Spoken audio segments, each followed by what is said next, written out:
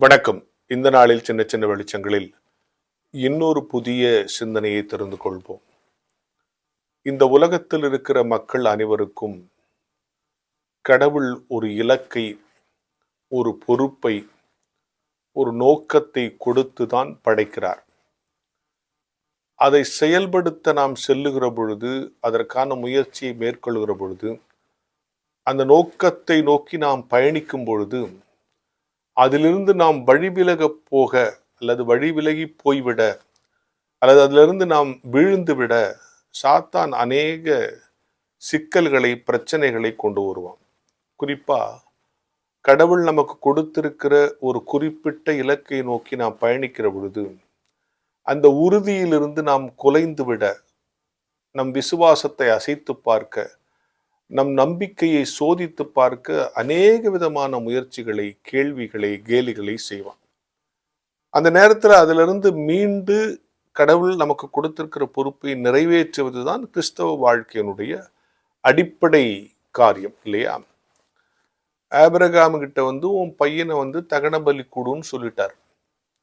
உடனே ஆபிரகாம் ஒன்றும் மறுப்பேது பேசல. கடவுள் கொடுத்தாரு, அவர் இப்போ அந்த பையனை தகன பலி கொடுன்றாரு. அதற்கான முயற்சிகளில், ஆயத்தங்களில் அவர் பாட்டு ஈடுபடுகிறார், புறப்பட்டு போகிறார். தகன பலிப்பதற்காக ஆயத்தங்களை செய்து கொண்டு கொடுக்க வேண்டிய மகனையும் அழைத்து கொண்டு போகிறார். அப்படி அவர் முயற்சி செய்து கொண்டு போயிருக்கிற பொழுது மகன் கேட்கிறார், அப்பா எல்லாம் ரெடியா இருக்கு, தகன பலிக்கான ஆடு எங்க அப்படின்னு கேட்கிறார். நான் இந்த இடத்துல தகப்பனா இருந்திருந்தா என்ன பண்ணிருப்பேன்? ஓன்னு அழுதுருப்பேன். அடப்பாவி, இப்படி ஒரு கேள்வியை காட்டி கேப்பா, நீ தான்ப்பா தகன பலிக்கான ஆடு, உன்னதான்ப்பா தகன பலியா கொடுக்க சொல்லியிருக்காரு, அது ஏன் வாயில எப்படிப்பா சொல்றது, நீ கேட்டுட்டியப்பான்னு ஓன்னு அழுதுருப்பேன் இல்லையா? அதுதானே உலக பிரகாரமான ஒரு தந்தை.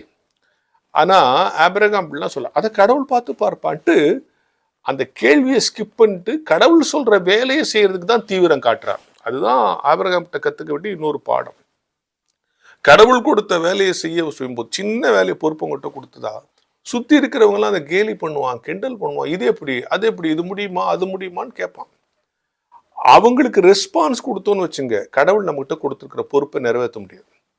எனவே அதை பத்திலாம் ஸ்கிப் பண்ண, அதெல்லாம் கடவுள் பார்த்துப்பார், நம்ம வேலையை பாரு அப்படின்னு சொல்லிட்டு போகிற மன தைரியத்தை ஆபிரகாமிடத்தில் நாம் கற்றுக்கொள்ள வேண்டும்.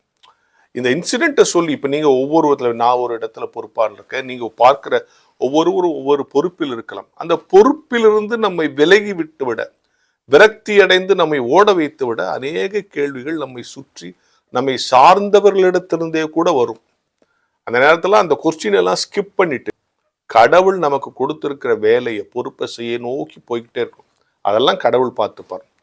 அதனை கடவுள் பார்த்து கொள்வார் என்கிறத வரி அற்புதமான ஒரு வரி.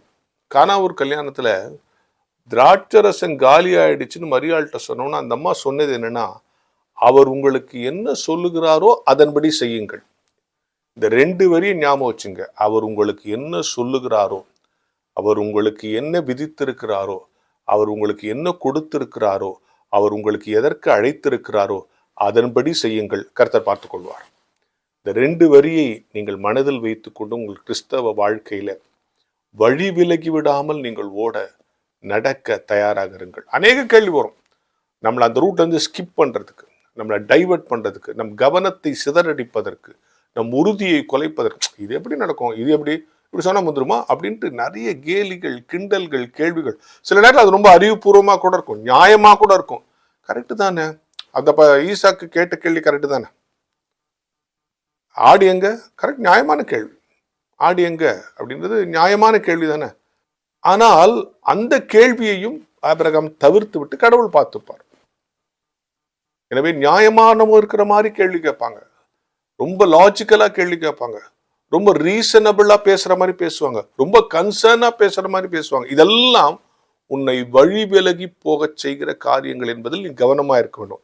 அப்பெல்லாம் மனசுக்குள்ள நீங்க சொல்லிக்கொள்ள வேண்டிய 2 வரி. 1, அவர் உங்களுக்கு என்ன சொல்லுகிறாரோ அதன்படி செய்யுங்கள், கடவுள் பார்த்துக் கொள்வார்.